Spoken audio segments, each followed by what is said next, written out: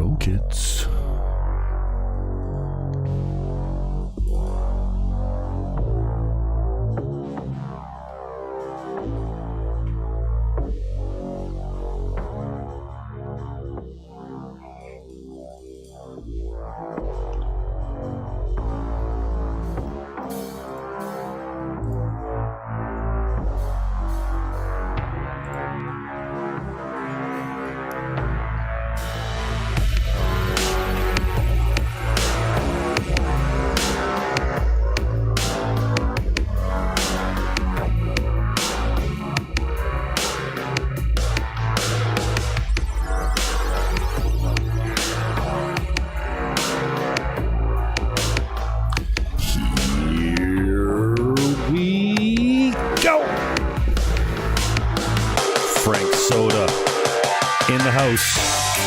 Legend to me, and if you don't know who he is, you'll find out in a minute. I'm going to have him for about an hour. Here's his website. Here's his Facebook. And share it if you like it. Producer hacks the music a little early, gets the guest unmuted, slides. I'm talking like Silence of the Lambs. Now there you are, my handsome brother. What's going on? Welcome to the show, Frank Soda. Well, nice to be here. What are you up to these days, my brother? Let me just say before I say that, legend to me, man. Now, I don't know how many people come up to you and tell you that, but you played at a place called the Wallen House down here in St. Catharines. A lot. I don't know how much. Maybe it seemed like a lot to me. And I was a high school kid in grade 9, sneaking in.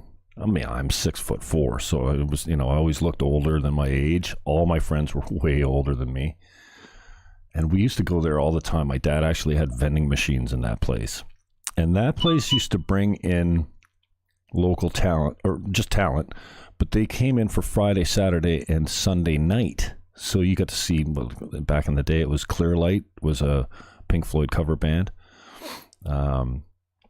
Green River was a CCR band. There's so many bands that we used to see, and we'd be front center.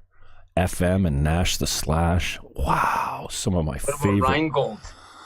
Yeah. No, I don't remember those guys. Yeah. I don't remember a lot from those days, but we were, get to a point where we're dropping acid and sneaking beers in. And then I pretty much lived at the Wallen House when I was a kid. I spent so much time there. And then one year I ended up at the Wallen House for New Year's Eve.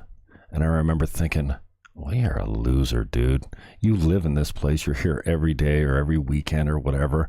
And now you're here for New Year's Eve. I was with my girlfriend and you were playing.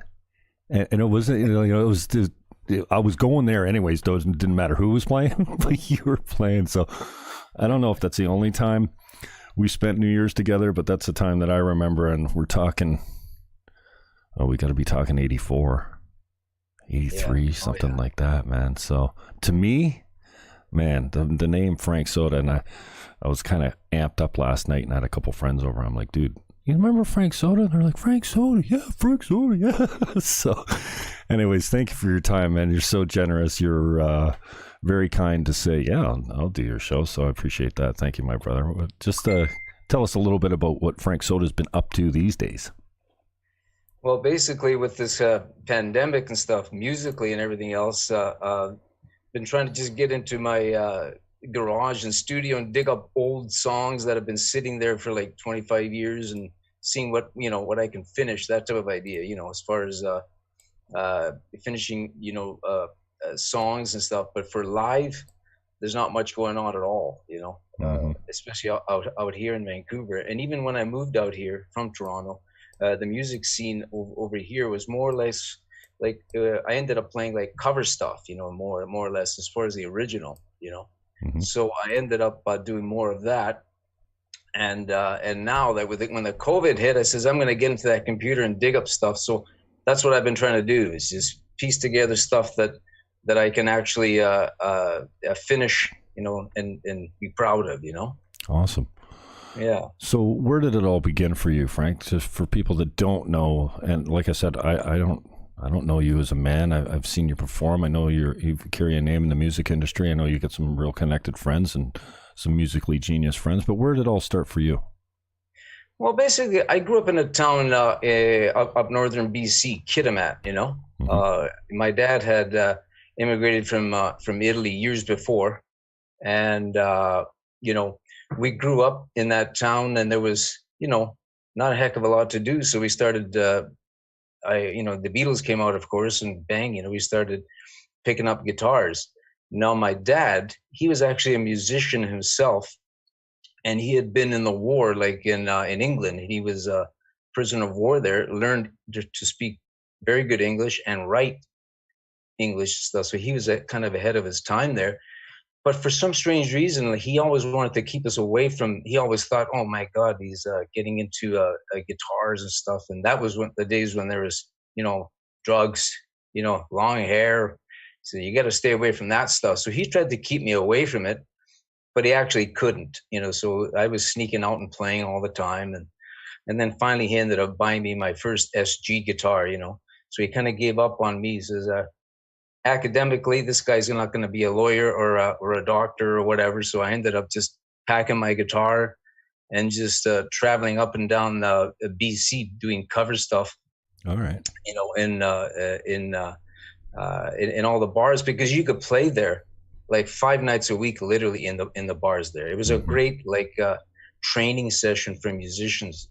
I found in BC, you could just go to the next hotel, play for 5 days. You have a room, place to stay, and it was also a good way for the band, to sort of tighten, get tight and play together, and then, develop from there. So I found that was a really good training ground, and there was a lot of great musicians like up north, in like the Terrace Kitimat area.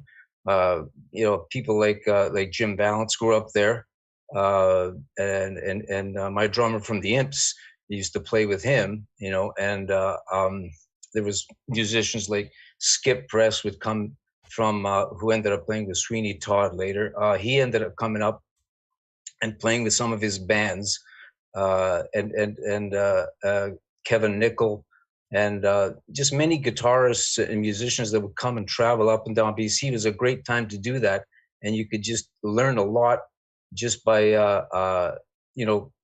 going from hotel to hotel, and then learning new songs, and then getting better at your instrument and your craft.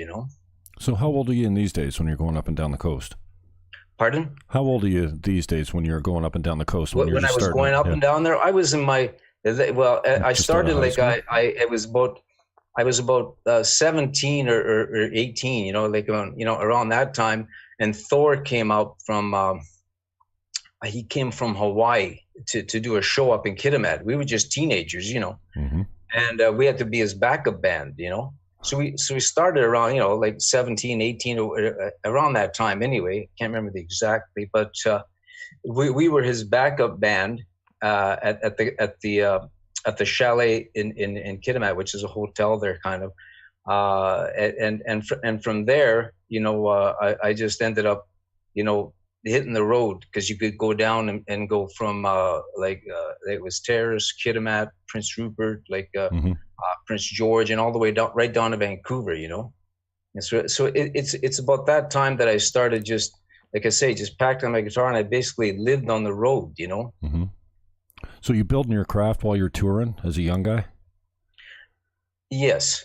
Okay. Yes. That's what I did. I because my dad didn't want me to play when I was going through high school. He always tried to push me into well, you got to study, you got to do this, you got to do that, right? Mm-hmm. So I never really got into it, and it's unfortunate, because like he could read and write music, and he would play in the orchestra there. He played violin, and he played guitar and stuff, but he never pushed me that way, So because he always thought I was just trying to do everything by ear, and you're sitting there and you're trying to slow down like a Zeppelin album or or Santana, and trying to figure out what he's doing. Mm-hmm. And in a way, I kind of missed out a lot, because later when I hit the road, I got books out and I studied, like some classical and some theory and things like that. And I had to do that all on my own, Mm-hmm. So if you would have kind of encouraged me a little bit earlier, I thought that I probably could have, like sped up my learning. These days on YouTube, you can just boom, open it up, and your five-year-old kids can play that stuff. But Mm-hmm. when we were doing that, man, you had to sit there and pick out every little note. What's he doing? How's he bending this? And that type of idea. So it was a real good learning. Like I said, it was a very a good learning ground, for us, playing these clubs. Mm-hmm. So and then sitting up in our hotel room, like I said, during the day, nothing else to do, but right. pick up our instrument, So and girls. Did you ever have like a career or a job in the background, or have you always made music your industry? Well, no, I tell you what I did was when I left Kitimat, I never had a job at all. The only thing I did was in Kitimat, there's a aluminum plant up in Kitimat, and people would work there, and then they would make enough money so that they could say take the summer and just travel or do stuff. I think I worked there just for a little while, just to grab enough money so that I could hit the road, Mm-hmm. like maybe grab, pay for the rest of my amp that I had at the time or whatever. And then that's all I did. So that's the only job I had. And every once in a while, when we were traveling up and down BC, like for those years, those years in the 70s, if something would happen, I would always have to go back home or something like that. Mm-hmm. My mom would say, no problem, we're welcome there. And I'd bring the band sometimes. She'd cook for us, that type of thing. So I never really had a job, Right. The odd time I would pick up extra money, like I was playing a place in, I think it was Burns Lake or something, and I was running out of money. So the guy that we were playing at his hotel, the Burns Lake Hotel, I can't remember, I think that was the name of it, but and he said, well, maybe in the afternoon you can go there and sell ice cream or something like that, during the afternoon or something like that. So I did something like that to pick up some extra money, but never did anything. And then I just ended up, like when Thor said, let's go to I had been traveling up and down BC for quite a few years. Okay. But say a few. And then he said, let's go to Toronto, because he had this recording type of possibilities and all these things like that. Okay. And ever since then, I just made a career out of music. We just traveled and played. And then, of course, I started recording, and then it got better and better. Until I semi-retired when I came out to Vancouver, though. When my dad got ill in the late 80s, Okay. He got very ill. And then I had to make a decision. So I had to kind of uproot from Toronto. Mm-hmm. So in the late 80s, early 90s, when I moved here, I didn't really want to, per se, tour. I was kind of, burnt out a bit from it anyway, by that time, after having recorded albums and toured and did all that. And then I ended up getting like a part-time like day job over here, but still played music as well too. So that's the only time I ended up doing something that was a day job, was when I moved back to Vancouver. So how long abouts are you in Toronto then? How long did you pull the circuit down in Toronto then? How many years? Well, in Toronto, I was there from like I was there like almost till I left from the mid 70s right up till the late 80s. Wow. I was there. Wow. Okay. But like I said, but towards the late 80s, I was touring the same old show, and I was getting a bit tired of it myself too. You know what I mean? Because you can only blow your head up so many times. By that time you wanted to do something. And I remember this specifically in the mid 80s, somewhere around there, I was playing with Brian Gagnon was playing with me in the band. And what he did was he would take his little studio on the road, and he would always say we should spend more time, in the studio. and recording and doing things, because he had come from a band called The Hunt. I don't know if you ever heard of them. They were a local Toronto band. Mm-hmm. And I got together with him and Glenn Grotto was the drummer. And they had played together before in a band called Bull Rush years and years earlier. Now, we ended up touring and we had a good following. So we'd tour across Canada and we could support a big road crew. We could support like a video crew. We could support like, our manager and everything else. And everyone was making good money at the time. So so we kind of didn't want to disrupt that, but Brian Gagnon said, I think I'm going to go back. I'd like to go back after this tour and just start recording. And that's kind of one of the things I probably should have done more of. I should have just said, you know what, let's just go back and just, do some more recording, get him more involved in that, because he became super good at being an engineer, producer, and doing stuff.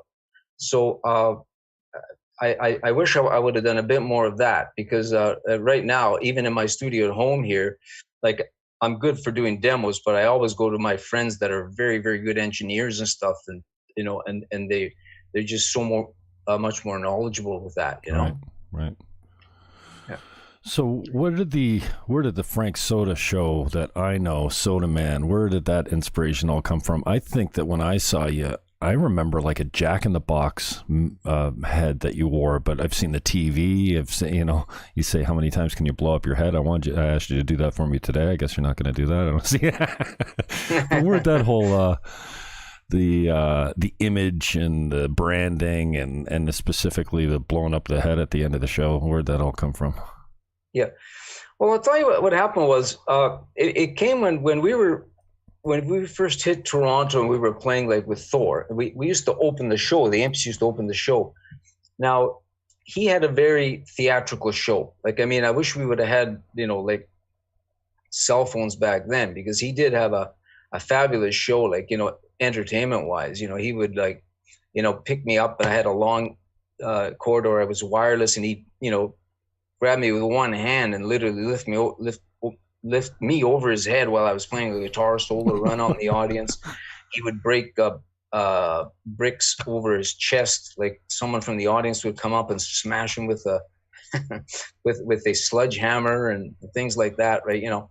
And of course, strobe lights and lights and all right. stuff. And he also would blow up hot water bottle till it burst. And anyway, people just loved that show. So when we opened up for them, I thought, well, geez, he's doing this fabulous show when he comes on. So when he was out doing other things, we had to develop, something for ourselves, so the Imps, and that the whole blowing up the head stuff actually came from an original song I had, which was called TV People. Oh. Yeah, it was called TV People, and it was about kind of getting brainwashed by television, which kind of we all do, and everything else, that's what it's all about, really, just for commercials and stuff. So I had that image in my head, and we were on our way to a gig, and I said, Jesus, there was a TV lying on the side of the road. I said, I just said to myself, we should gut that out and, experiment. Maybe I can blow that up on my head. It would be funny. And it was just talk. Next thing you know, we actually did it. We took it apart, gutted it out, and just put it so it fit on my head. Yeah. And then we actually put the flash bomb, because we had seen like some of the concussion cannons that Kiss used, around that time, because that was our first introduction to Toronto. Was Thor and the Imps were presenting Kiss with their gold album at Maple Leaf Gardens and stuff. And when their show came on and these cannons came on, they were so bloody loud. I said, how did they do that? And it was this concussion powder that they would put in, But I said, I don't want to blow my head right off. So we kept putting it further away until the right kind of the right mixture wouldn't sort of jolt the guitar, so it ripped my head off. And then I put it on my head, and ever since then, there started the exploding heads. Wow, man! So the inspiration was you gotta keep pace or try to outdo. Well, you couldn't outdo Thor probably in those days, but that's where you had to keep pace with him, eh? Well, basically, like it was one of those things where I always felt like you go to a show, and yeah, the band can stand there and play, but it was always like when someone always did something that I kind of enjoyed it too. Like if I see someone on stage and he's doing something a bit different, it was funny. I mean, I went maybe overboard with all the heads because I said, Jesus, I blew that one up. Now I had a song called Moon Man, and I had the big round ball. I was oh yeah, we'll blow that up too. And it became one of those things, but in a way, like the show kind of like, took over like the music in a sense, if you know what I'm saying. The show was good. The musicians were good. The Imps were a good tight like band, but we went too much show. It was 80%, 90% show, as opposed to us just coming back and just working on the music. That's what I found. I didn't do enough of that. Interesting. Who was your drummer, man? Your drummer was filthy. I went back in the archives on YouTube last night, and just some of those old tunes. I never had a Frank Soda album, sorry, but I was like, everything for me, it was live entertainment, right? So who was playing drums on the majority of your gigs? You know what? Unfortunately, this is a very sad story in a sense. Like I'm going to tell you about John Le Chasseur was his name in the Imps, right? He's the guy that we all headed out. Me, Charlie Towers, and John Le Chasseur were the Imps. We were called. We were headed out, and we were Thor's backup band. And then later we got our own 5-album deal with Quality Records and all that stuff like that. No, that was the original band. It was John Le Chasseur was the drummer. He's the fella that was when I met him. He was playing with Jim Valance up in Terrace. He would play drums for Jim, while Jim would play piano for certain acts that would come to town. And him and his brother was a singer, and they would get together with Jim Valance, and they have these bands, and they have fun, playing and singing together and doing stuff. So that's when I met him, and I thought, wow, this guy's a fabulous drummer. So when we got the invite from Thor, he was my first guy to call. I had played with him before. Mm-hmm.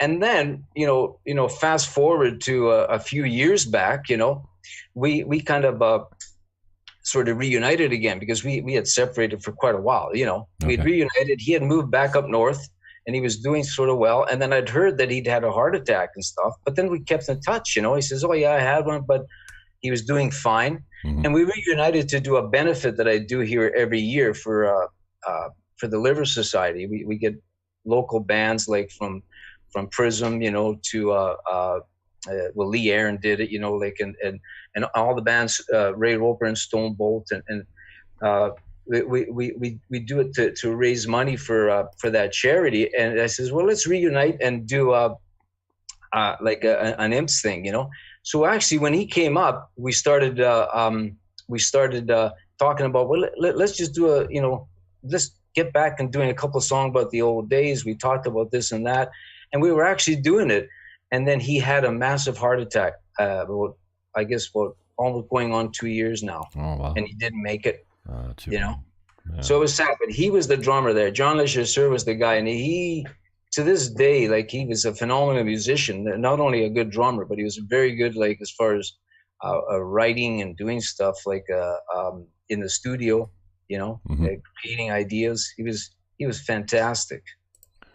Last night when I was going through a bunch of your old tunes, it occurred to me that there's some sort of thread that's woven through Canadian music. It's almost like you can hear it. I don't care if you're talking, April Wine or Trooper or even maybe Max Webster, but so many of these Canadian bands had a real feel, I don't know how to describe it, but it's almost like you could say, oh, that's a Canadian sound right there. Do you ever notice that, and what do you think it is?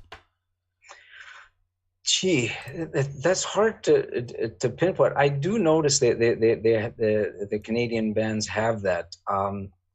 I just think that the American bands or other bands just have more of a something that they have something that in their mind that they have to create, and it's been done before or whatever. But the Canadian bands, like I said, I mean, like look at Larry Gowan's song "Criminal Mind." Who would have thought that would have been a hit?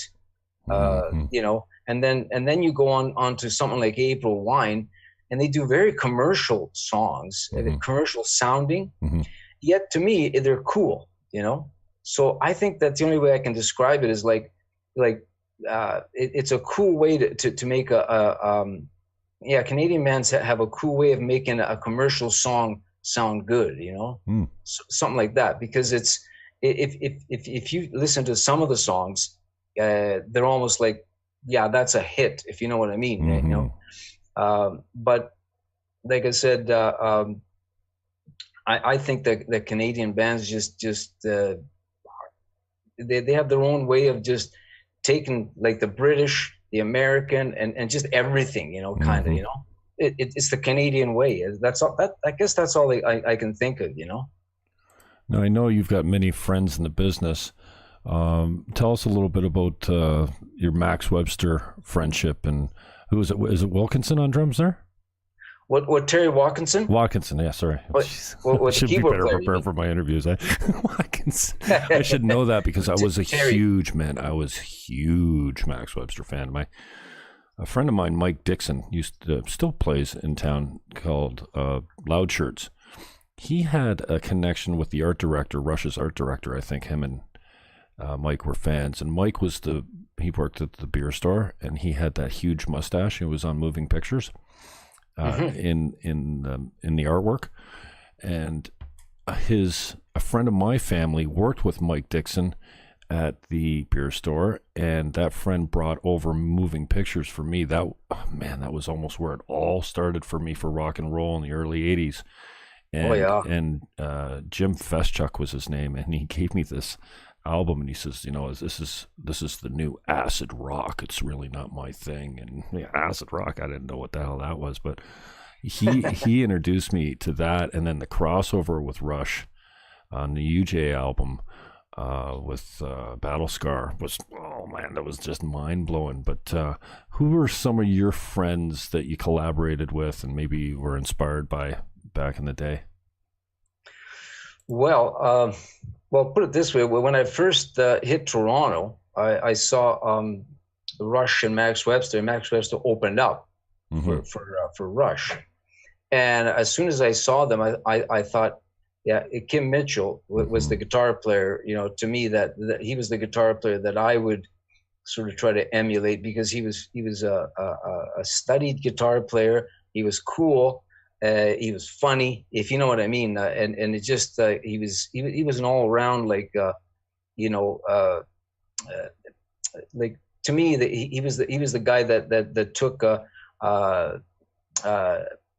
sort of the element of playing guitar like a flashy, if you know what I'm saying, but yet he made it cool and funny, that type of thing. He had that Frank Zappa thing in there, which I really liked, So he was one, definitely when I hit Toronto, that he was an influence to that. But when I was just, actually starting to actually play guitar, like I said, I was listening to like Jeff Beck or say,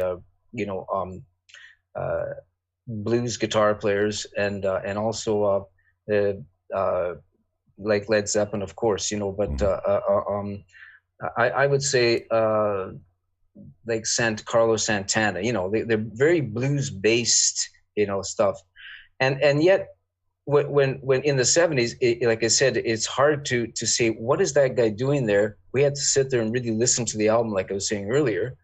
And guys like I say, Kevin Nickel would come up. These guys from Vancouver would come up, and they'd be so much more advanced. So I learned from people like them, and Skip Press. I always watched and admired him. I said, wow, he's so cool. He plays guitar so well, and he was, and I would steal his licks and see what they're doing.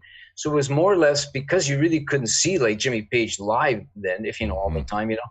These are the guys that I sort of built on. I see what they're doing and pick up from there, and then piece together more ideas and more scales and things that and licks that they were doing. But like I say, when I first hit Toronto, even over Alex Lifeson, it was Kim Mitchell for sure. Wow, that's awesome. Now, I find that music seems to be about what we're passionate about, obviously, and it seems like for most rock and roll, just about any type of music, I'm falling in love. I've got a broken heart. I'm falling in love. I'm falling out of love. I don't know that your music fits in that category. What did you find yourself writing? And I've seen you. It's funny that you brought up Frank Zappa, because I've seen you referred to as the Canadian Frank Zappa. I know you had some great humor with some songs that were topical, and we're like, what? What's he really talking about here? What'd you find yourself? The funny thing is that it's kind of like sort of when someone relates you to someone like Frank Zappa, I mean, you can't even compare, someone, me to someone like that. But to be honest with you, a lot of the stuff that I was doing then, I could have gone that route, Frank Zappa. I had that mindset that I would like to do it, but some of the songs, like I was writing songs like The Perverted Pinocchio, for example, stuff like that, that would never get recorded. Right. And it was all about like a girl saying, lie to me, blah, blah, blah. You know what would happen then, and I can set up the scene. I had songs like that. And to be honest, like I say, during this lockdown, I've been digging up some of the old songs, and that's one of them that came up, The Perverted Pinocchio, or all these old weird songs that I was writing. But, record companies are not gonna record that. So that's why I had to, go with the High Times, Saturday Night Getaway, and things like that. Like, but the Frank Zappa stuff, getting sort of compared to someone like that. I mean, he had his whole life was about like that. Totally, I couldn't even come close to doing anything like that in the ballpark of what he did. What do you mean specifically? His whole life? What do you mean? Pardon? What do you mean about that? His whole life was that? I know he's a musical genius and put a lot of time into it, but what do you mean his whole life? Well, that guy basically, he would just sit there and eat, sleep, and just and do music all the time. That's all he did, Oh, okay. And he had that mindset where he didn't want to have any restrictions, if you know what I'm saying. Right. Like he was a guy that would go to when they had these people that would complain about like getting censored, when you said the F word, or that type of thing. Jesus, the F word, that's the first word I learned. You know what I mean? You know what I mean? But he would say no holds barred. There shouldn't be any censorship like with music, and music's not going to make you go kill somebody, that type of idea. So his whole catalog of stuff, if you listen to his whole catalog of stuff, it's just like he just he had an open sort of slate, and he just did what he wanted to do, word wise, and he had the writing that he did, was fantastic. Even the jamming that he did over the songs was fantastic too. But those little jazzy little things that he put in, and all those runs and stuff, you could tell you have to work hard at that. Mm-hmm. You have to and I just wasn't that type of guy. I wasn't that disciplined to go sit there and chart everything out. I was more or less the type of guy that would just get an idea for a song and then just sort of play around it, where he would it seemed like he wrote everything down, because even later I learned that Steve Vai, that phenomenal guitar player, was actually writing it down, like note for note. So he was one of those type of musicians, really dedicated to that. And I was more or less, the opposite in that sense. I would write down some ideas and stuff, but I would just kind of jam around it. I was never the type of guy. I hated having to learn a song note for note, because if you learn a song note for note and you make a mistake, everyone will know it. But if you're doing your own thing and you can say, no, I meant to do that note, It's you think it's a bad note? Well, it's my note, I was always that type of guy, So again, what are the inspiration for some of the songs? And I know you get a wicked sense of humor, and that plays through into the lyrics and the music and stuff like that. So what did you find yourself inspired to write about? Well, the funny thing is that even now, as I'm digging up through old songs that I haven't finished yet, I'm just trying to figure out which ones that I do want to finish. And there's two different reasons. You write a song for the sake of like creating a really good song, and you forget about like the Frank Soda image, or you forget about if you're Led Zeppelin or whatever. You just try to write that song, So for me, when I was recording back in the day, when I had the album the Saturday Night Getaway, or I was doing the recording for Quality Records, I would just come up with ideas like with what happened to me when I burned my head. I remember someone making a joke about it, like you got to get a skin graft, that type of idea. So that's how that whole song started. You got to get a skin graft, and I said, well, they're going to take the skin from my ass and put it on my face. You know what I mean? And that's how that started. But it's not a song that I would say, I'm going to write this song and present it to somebody. That was the closest song that actually got recorded that is sort of like that, So that's where I'd get my inspiration from mainly, High Times, a song like High Times came from just, it was just basically the feeling of getting high. I mean, everyone that smokes pot, it knows that feeling, and everything else. So that's what I did, was when I says, well, what I'll do is I'll just put a joint in the pig there and smoke it because everyone's getting high. So everybody thought it was about like marijuana and stuff, but really it was just about, having getting high on life, basically, So that's what, but I needed something to blow up on my head. So that's, so that's why I put that pig on. So you actually had a close call with the experimenting with the flash bomb on top of the whatever you were blowing up? Oh yeah, well, that was at the gasworks, and the gasworks. It was at the gasworks, and little did we know. I mean, the gasworks, they have gas pipes up there, like in the ceiling and stuff, apparently. But I was blowing stuff up there all the time, and the gasworks, which is a famous Toronto bar, I mean, it was one of those ones where I says, I probably shouldn't be blowing up because the ceiling is so low. And some of my musician friends on the road would say, hey, Frank, we noticed your soda stains. They call it soda stains on the ceiling because it would blow up and leave a big, like, dark mark. So at the gasworks one night, I always said, we have to make sure that the flash only goes a certain height. If you know what I mean? You don't want to like hit the gas pipes, and in case there's a leak or something coming out of there, man, you'd blow that whole place up or something. So, but what ended up happening one night, of course, a little alcohol mixed in with this and that, and blah blah blah, and I had that round moon man on my head. Oh, that's what it was. Okay.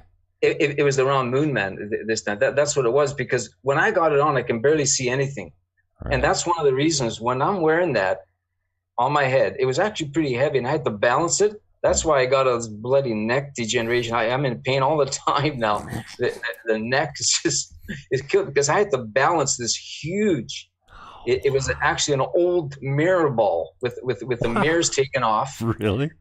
And then I had somebody. It was an old huge mirror ball that I that the actual mirror were taken off, and then someone painted a moon man face on it, and then I gutted the bottom part out and I put my head in there, and then while I was wearing it I had to balance it, so like it really puts a strain on here, and like I say, now I'm feeling it all the time, but that's just one of the reasons probably why I got this neck pain. But a long story short, the roadie had been drinking a bit too much, and instead of putting the regular dose in, he actually put a bit extra that night. I don't know what it is. Maybe it was an accident. I'm not sure. When I put it on my head, though, I noticed that I could feel things like the powder actually on my face. I could feel it like falling out before it was blowing. So I was trying to get the road crew would blow the bomb up from the soundboard, you know? Right. So I was trying to get their attention. Hey, don't blow it up, you know, because like I said, I feel something going on in here. So I had one hand on the bottom of it like this, and I was trying to signal to them. They probably thought, oh yeah, blow it up, and they blew it up. Wow. But thank God I had my hand on there, because sure enough, that powder was actually falling down as the powder went off. It was blowing up inside, and I pulled it off just in time, but it burnt my hair, burnt my eyelash, my eyebrows never did grow back after that. And I closed my eyes, thank God. So nothing happened there. But that's what was that skin graft thing was about. It was very close. I saw a big flash in front of my eyes, and I thought, oh, this is it. Wow. And I could smell the burnt skin. But I thought, how bad is it? Is what I thought to myself. Is it going to be like, you know, should I go to the hospital bad? Which I ended up doing, but it wasn't it didn't go deep enough, thank God, you know, in the skin. But like the hair just kind of fell off like this. It went woof, just like that, you know. But it was one of those. That was the scariest moment. After that, never again did that happen, because you know that was too close for you know, too close for comfort for sure, you know. Wow, man. After that, you must have been just really apprehensive about them pulling the trigger on the bomb. Well, right? no, I always checked it myself. That's what I did. That's the mistake I made, you know, before.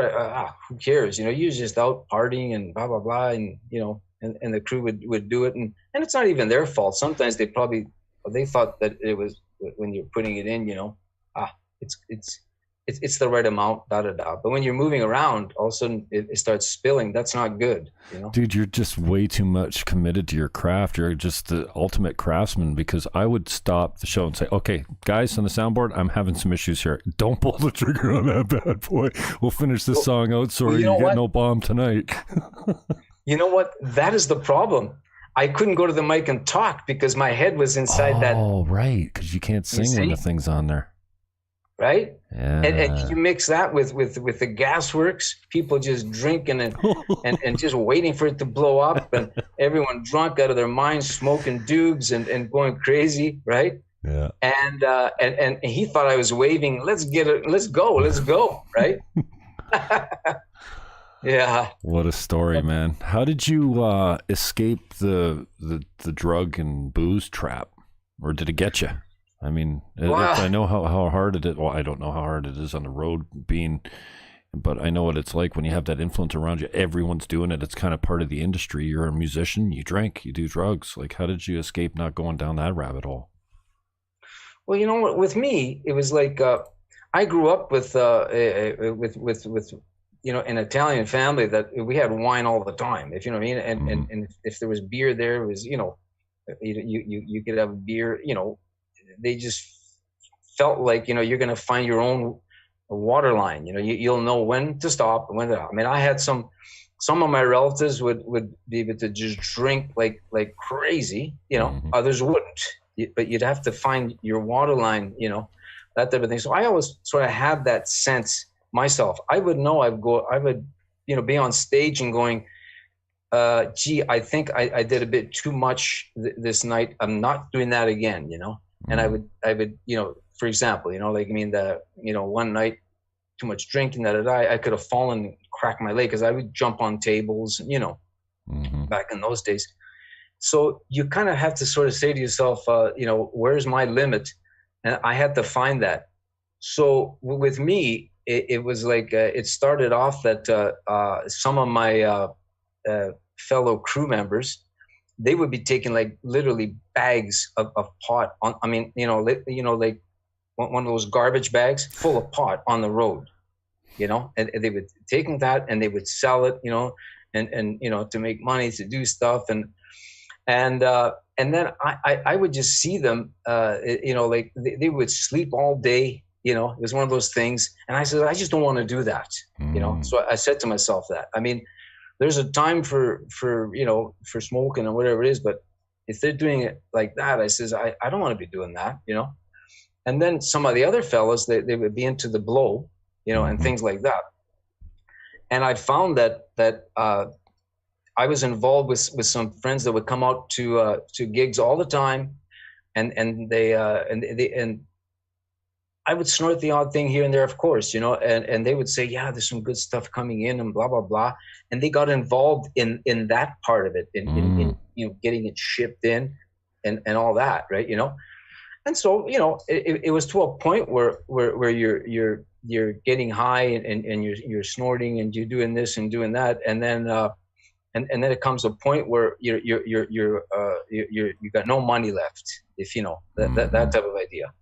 And I said, well, it's one of those things where I'm not going to spend the rest of my life just, chasing that, And then around that same time, those friends that kind of got involved in getting stuff shipped in and selling and doing stuff. Well, one guy was found, a guy that I knew very well, was found dead with a bullet in his head. Wow. In his place. And that woke me right up. Wow. And this was a guy that hey, every time I'd come to the gasworks, he was there, and we knew each other like personally, right?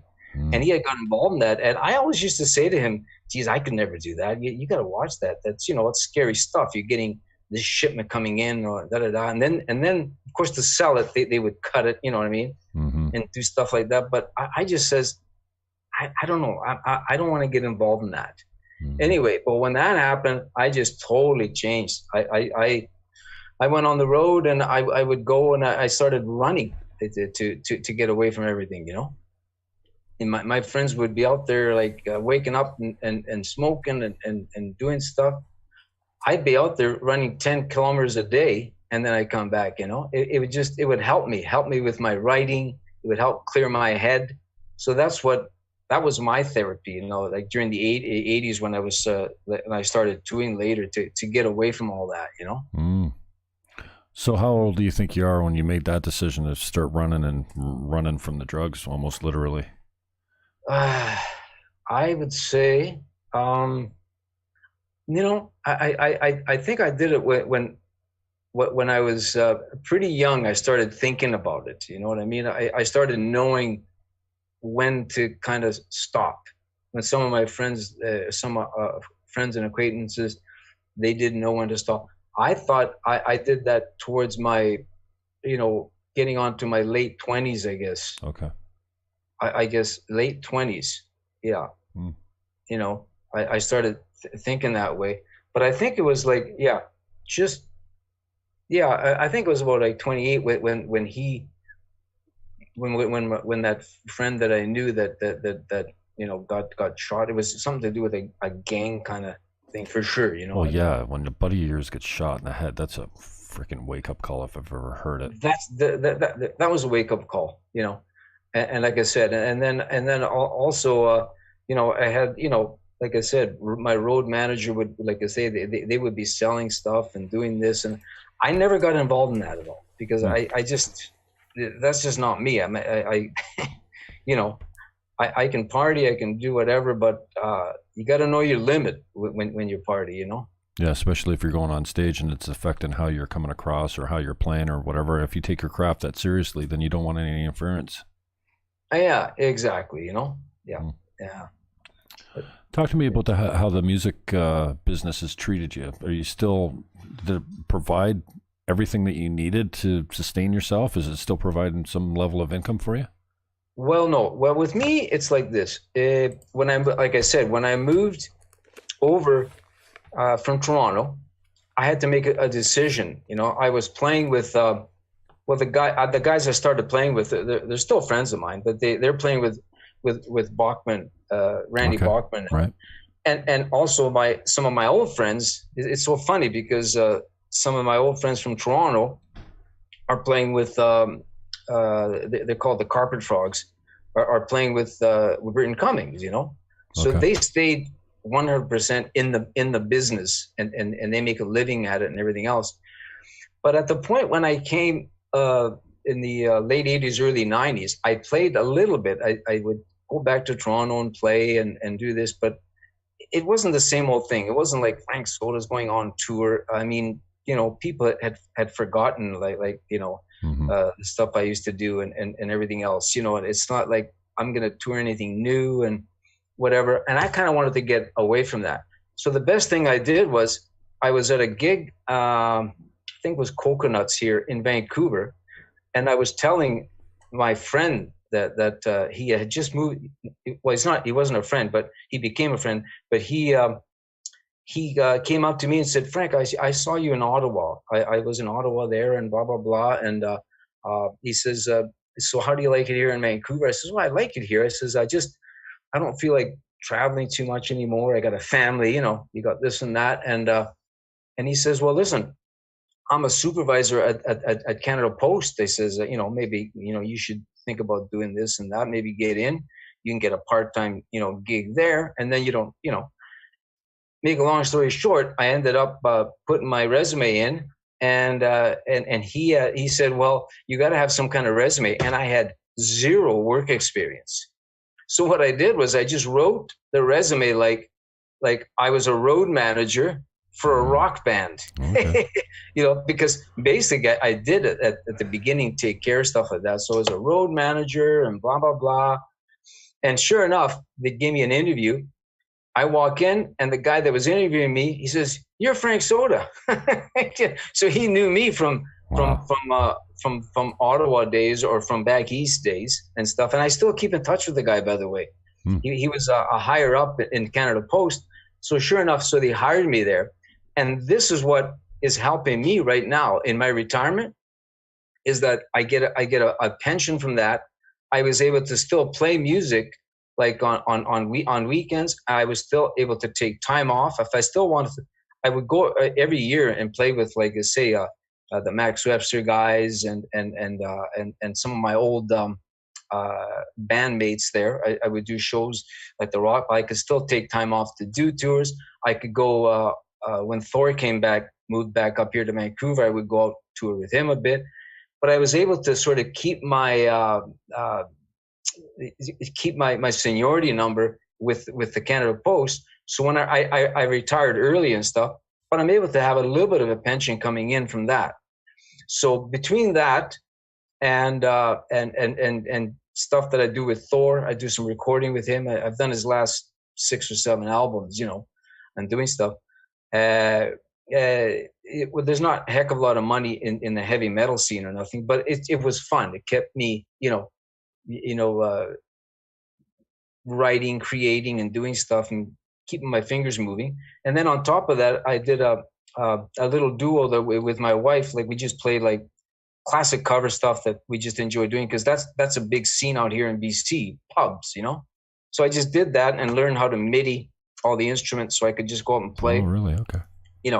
I did that. So I had to kind of like really diversify, Yeah, just adapt. Yeah.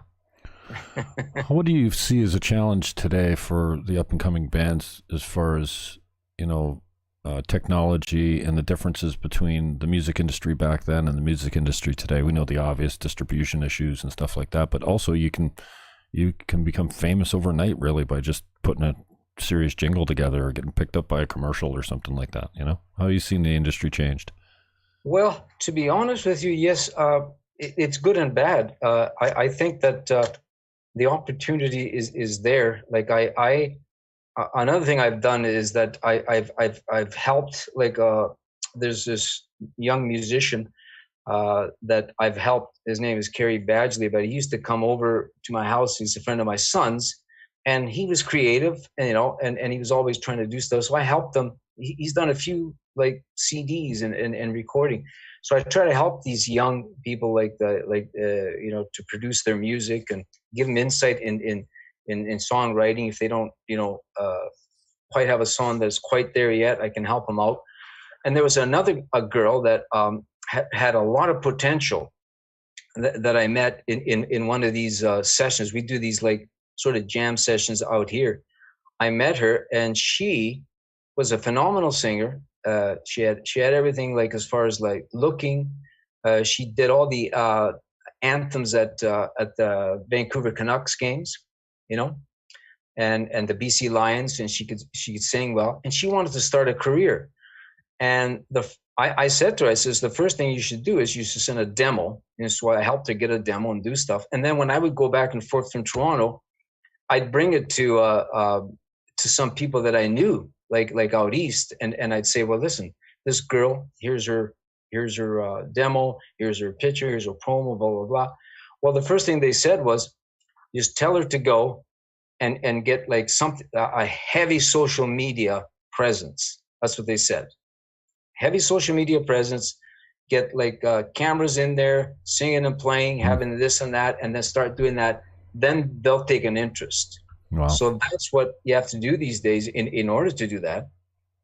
Or else you just sit in your basement. There's phenomenal people just sitting in their basements that can just sit there and just go,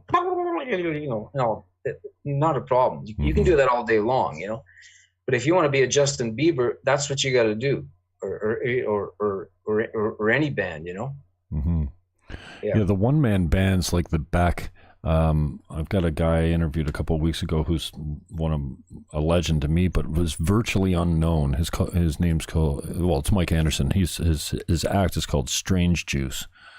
And, Strange Juice. Yeah, and he was inspired by Beck and the midis and laying down multiple tracks. So he does the drums, the guitars, the bass. He does everything and multi-tracks it and records it in his basement, or in his home studio.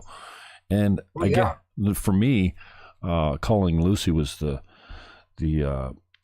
song that hooked me. I don't even know where I found it, but he's virtually nobody online. Like, he's got hundreds and hundreds of songs, but he hasn't played live since 2012, and he was inspired by that. He said, I saw Beck doing it from his home, and I'm like, whoa. Are you talking about Beck, the guy that you talk about Beck that did I'm gonna kill myself? What was that song? Loser. I'm a loser, baby. Yeah. I love that song. Yeah, well, he does. He's a one-man show. He's a one-man band. He plays all the instruments. Why don't you kill me? That one there. Yeah. Well, he's fantastic. He's got some great stuff. I've just done a deep dive into his stuff lately too. But I was talking to Mike the other day on an interview, and he was saying, "Yeah, I just saw how Beck was doing it," and I'm like, "Geez, I'm going to try and do that." And it's amazing. Well, that's good if you can do that. Yeah. Yeah, but I think that is the way to do it. Yeah. I want to close out with you letting us know what you're up to now, what could be coming up in the future. But I'm interested a little bit about, your family, your parents, what type of home you lived in, like how were you brought up, and then who'd you marry, and who are your kids now, and all that kind of stuff. Let people know what your life is all about. Oh, sure. Well, like I said, I grew up in Kitimat up north, in Italian. My parents were Italian, and like I said, my dad was very, very educated. Very, he'd speak English. He could do stuff at the time. He was musical. He could play, but he always tried to keep me away from it. So that's how I grew up. My mom, on the other hand, I was very close to her because she's always going, "Oh, come on, just let him do this." Really? Yeah. Okay. So it was one of those, things. And finally, of course, my dad gave up on me, and my mom said, "Okay, well, if you got to go hit the road and play guitar, go ahead," that type of idea. So I grew up in that, but it was actually, I kind of enjoyed Kitimat because there was there was a lot of, when the Beatles came out, there was a lot of bands that would play like the Sock Hops, and I first went and saw, musicians playing at these Sock Hops. I said, "Yeah, I know I can do that. I'd love to do that." So it was nice growing up in a town where there was a lot of music going on. To be honest with you, I mean, it was a small town, but every time I turned around, there was a battle of the bands, which I ended up getting involved in, and then we ended up winning the battle of the bands, and we had a band from Denmark. One year were the judges, and they had just come off tour with the Cream, and that really, speaking of inspiration, that really, man, that opened the whole door to like, what the heck is that guy doing? He's just jamming all this blues stuff. So it was a great opportunity there, and I still have sort of contacts up in Kitimat that I still keep in touch with. It was a small kind of town that was kind of close together. They remember me playing, and I remember them from from the days. And one fella, Jerry up there in Kitimat, he was a singer in a band that I knew, and Harry Crawley was the guitar player who had moved from, I think, Scotland or whatever. He was a really great guitar player, and later I found out that he had passed away. And so these are people that they helped shape like my playing. They helped shape what I wanted to do. Mm-hmm. But the family growing up was like I said, it was just a typical Italian family in a small working town. That's all it really was. And then, breaking my mom's heart, as soon as I could hit the road, I grabbed my guitar and I hit the road,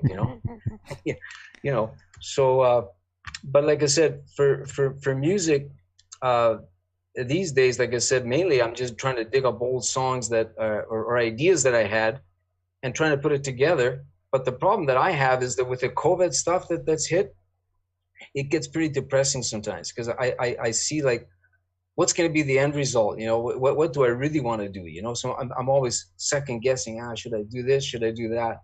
So that's what I'm going through right now myself, to be honest. What I was more a live type of player. Oh, right. Okay. So Yeah. So putting together a studio album isn't all that much inspirational for you. Wow. The thing is that the guy that I worked with here, he just moved up to Kelowna area.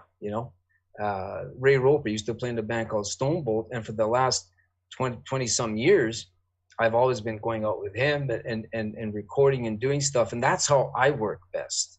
I don't work best when I'm sitting in front of a screen like this, mm-hmm. and then putting ideas on and is this. I like working together with somebody, and it's the same when I did with like Mike Tilka from Max Webster produced Saturday Night Getaway album. Oh, he did. Okay. For example, like I work good going, okay, I got this. And then he say, okay, I like those ideas. And I go home and work on them. I like doing it like that with somebody else, Mm-hmm. It's not like I'm Todd Rundgren or like Frank Zappa. You know what I mean? Here's what I'm going to do. And I've always been that type of guy. I like bouncing stuff off, Right. And how I used to do it in my touring days was we would do stuff and just bounce it off the audience live. We'd play a song called TV People. Here we are, we play it. If they like it, okay, then we keep it in the set, that type of idea. I still kind of kept that, that philosophy, How many songs you figure you got down? How many songs? Yeah, over the history of your career, how many have you got that you put together? Geez, I have literally got like, well, my albums alone, I have got like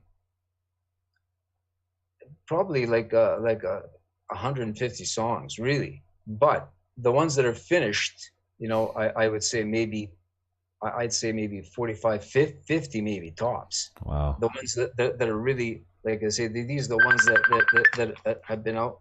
Oh, 1 second, I just gotta cancel that. Sorry. No problem. So it's like this, and also I have songs with other people that I've written and helped or like some of these younger people that I've helped with their writing. Mm-hmm.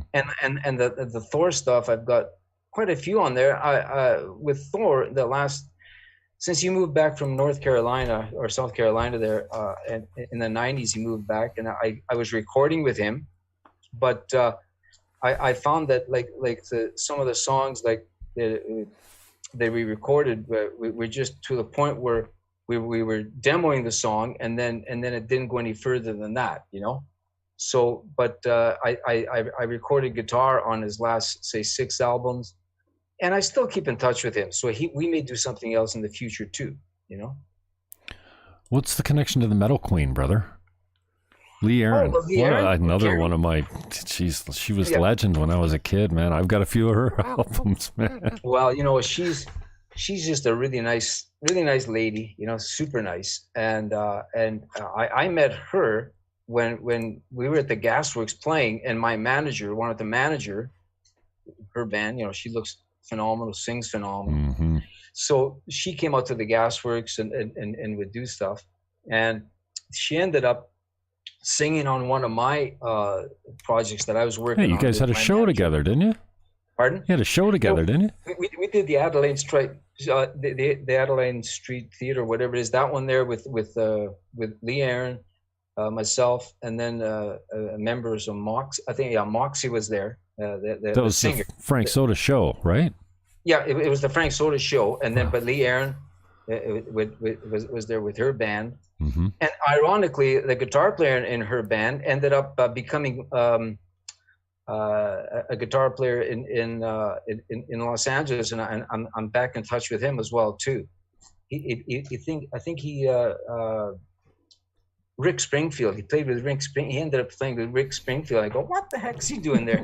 So we're in touch, doing that. No, she's fabulous. She did some recording on my thing, and then on her first album, my manager says we're going to get Rick Emmett of Triumph, we're going to get you, and we're going to get a couple other people, like local Toronto people. And I wrote a song for her on that, and I gave that to her. So nice. We just sort of been kind of connected ever since. So wow. Even when she moved out here, I still see her. She's done a couple of these fundraiser things with me that I kind of put together every year with Ray Roper and a few other friends of mine.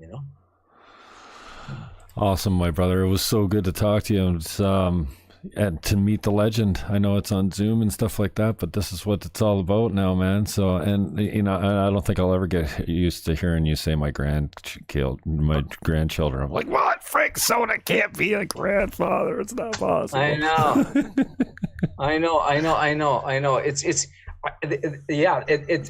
with this COVID stuff, the way it is, you start reassessing your life, and you're going, oh my God, look at this. Like now I got one grandchild. That's all I have. Oh, okay. And I got 2 kids. Yeah. Speaking of the family, mm-hmm. I met my wife like when I was touring and stuff like that. I met my wife, and she was kind of a singer, and I met her when I was touring. But at the time that I was touring, she was with someone else, and so I didn't even know her at that time. And then a couple of then you go back and forth, and you tour. The next tour comes up 4 or 5 months later, and she wasn't with that fella, that type of idea. So that's how we started something. We started communicating. She was in mm-hmm. Winnipeg there, and I was in Toronto. Okay. And then it ended up that we hit it off. We were. I was at about the right time when I kind of was sick and tired of all that same old going back and forth, mm-hmm. crossing, blah, blah, blah. And, too much partying and stuff. And we kind of had that same headspace. And then we ended up with, like I say, 2 kids. And then, we raised when I came over here, we raised the kids. We still played music. I still, recorded and got to tour back and forth. So we still kind of managed to be able to do like all the things we wanted to do, without having to be like the Frank Soda show on the road type of idea. Right. Yeah. So I'm kind of fortunate in that way, Family's everything, man. What do the kids do? Okay. So my son, to be honest with you, my son right now, he's running 10 kilometers a day and dressed up as Santa Claus for the 12 days of Christmas. That's what he's doing right now. Because my son, he's been one of those guys that he was a very talented, he could play music and do stuff, but I never pushed him into it. I didn't want to do that you have to play. Mm-hmm. But he was very good at playing. He could do stuff, but he never really, took the effort to say, I'm going to sit down and really, spend my time in it, So he's been going from job to job and, spinning his wheels, blah, blah, blah, And he ended up like doing security. Is what he ended up doing. Mm-hmm. He's 33. Like he ended up doing security, and that kind of kept him going. He would work Rogers Arena once in a while over here, like in Vancouver, and then he worked the festivals that happened. But when the COVID hit, all the festivals, all that stuff totally got canceled. What he ended up doing was, he ended up like getting with this Covenant House. And he became their Santa that's running throughout BC to raise money for this charity and stuff like that. So that's what he's doing at this point. So hopefully when this COVID stuff is over and stuff, he'll find himself something else to do. And my daughter, she's actually a nurse. She just got her LPN nurse just before this COVID hit, which was good. And then she's working at like a care home up, and it's really bad. Like there's a care home up here at the street here, and there's infections and everything. So it's not good, as far as that goes. So, but she does all the precautions. She wears all the gear. She wears all that stuff. She immediately comes home. She takes a shower. Doesn't even come in and say hi. That type of thing. Just in case. Mm-hmm. So. Yeah, what's the impact been? What's the impact been of that on you and your family? There's so many people struggling with mental health, with income. The COVID? Yeah, like it's been a challenge for many people. Whether it's just now we're covering our faces. I'm not sure how healthy that is, not to be able to see somebody's expression on their face. I mean, there's so many. I don't know. Like I said, I don't wear the mask, but when I go outside in the fresh air. No. Unless there's a gang of people, like in a certain area or something like that, I don't wear the mask. I feel like that.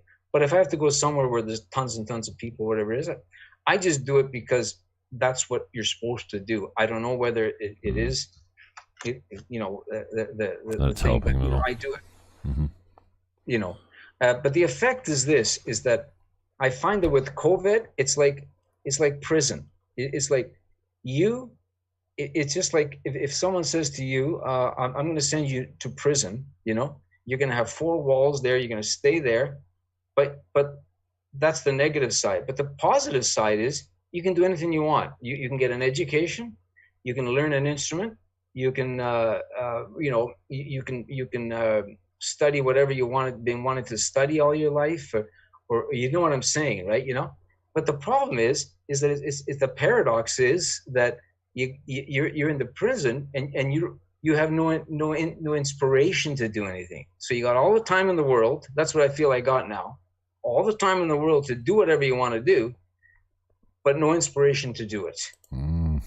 That's the way I feel this lockdown. Well, if you ever get in a studio that's got the, you can plug into Zoom and get your music in there, and you plop the box of beer down in the middle of the room, and you got all your friendlies, and you bang out 5-song set or something like that, call me. I'll carry you, and I'd love to see you guys. You know what? I love the bloopers. I love the behind the scenes stuff. And I was talking about Strange Juice, Mike Anderson. He hasn't played since 2012. And I'm like, dude. But he says, Jimmy, I got to learn all my songs again. Like I make these songs. I don't play them forever. I have to go back and actually learn them before I can play them live. And I'm like, dude, put 3 easy ones together. I'll carry you live. I just want to see the guy play. So yeah, if you ever find yourself in a studio with broadcast ability, I'd love to pick you up. Well, you know what? Maybe we can do that, because my old, the guy that I did the Saturday Night Getaway album with, he's actually doing something on Zoom. He's playing bass on an international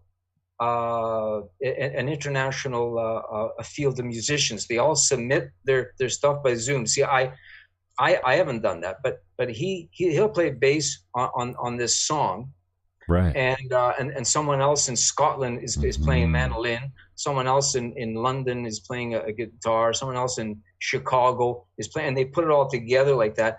So one of the things I was thinking of doing is that when I was talking to some of my people when I'm recording, is picking certain songs that I can have, like maybe the guys from Max Webster be guests on one of my songs. Maybe like speaking of St. Catharines, Derry is the guitar player of Honeymoon Suite. He used to come to all my shows when the Imps used to hit St. Catharines. There's a place called Howard Johnson's, I believe. There was Howard Johnson's, the Montebello. I don't know if you remember those clubs. But anyway, we used to play there, and he was a local boy. But I might send it to him or Gary Lalonde. Hey, play a little bass on that. So get some friends, to sort of contribute that. But I'd have to get a bit more up to date with like you said, like being able to do it like with Zoom. But between like the people that I know, I'm sure we can do something. So who knows? Maybe that might happen.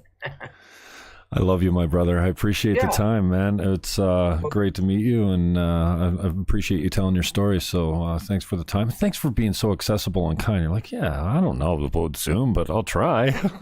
I'll try. Like I said, this is my first Zoom thing. So, hopefully in 2021, maybe like I said, I usually head back east, like I say, with the Max guys and catch up with all my old bandmates. So if that happens, I'll definitely we'll have to hook up. Look me up, man. I'll be I'll be in the front row, just like 1983. Well, let's do it. All right. Well, nice talking to you, Jim. All right, brother. We'll talk again soon. I appreciate it. Okay. Thanks, bye. Soda Man. Peace. Bye.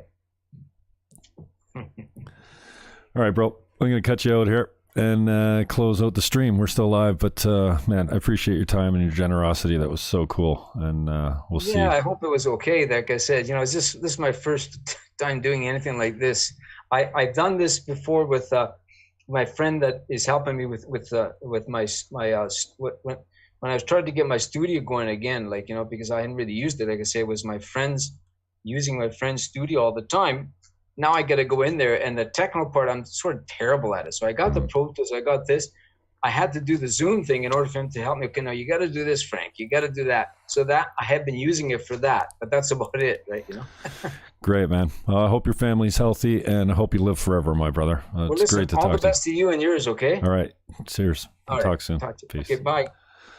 I better go walk the dogs now. Oh, yeah. Okay. See you, Soda. Okay, Peace. see you. Ciao. See you, Jim. Wow. Well, that did not suck for me. I don't know if you're as big a fan as I am, probably not, but Soda Man is one of my favorites. And go look him up online. Frank Soda on YouTube. Check out some of his music. And Skin Graph, is that what it's called? Yeah. Saturday night, some great tunes out there, and some good live footage too. I got a call out to Lee Aaron as well. I don't know, there's friends. Maybe they'll put in a good word for me. I know she's really busy, but I'd love to have the Metal Queen on too. And who's this Thor guy? Sounds like he's accessible. Maybe I'll pick him up too. So it is 3:16 p.m. on the East Coast EST. And that was the Soda Man. You can find him here on Fakebook. Oops. You don't want oops. See, this is why I don't pull up my Fakebook. This is Soda Man. Check him out. I don't know if you remember this guy, but this is a Canadian legend in the music industry.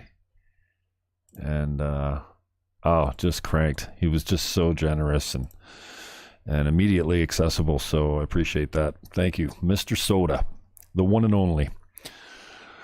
Tomorrow, Ryan Lunn is in the booth. He's going to play live and talk. We're not going like super high tech as far as the live goes, or even going to focus all that much on it. But Ryan Lunn, we had to cancel him last week. I hate to cancel interviews. I hardly ever do it, but I had to last week. And so tomorrow is Tuesday, 12 p.m. EST. The Jim Fannon Show goes live with the one and only Ryan Lunn. Peace, love, hug your neighbor, and why don't you rip that diaper off your face? It's not working.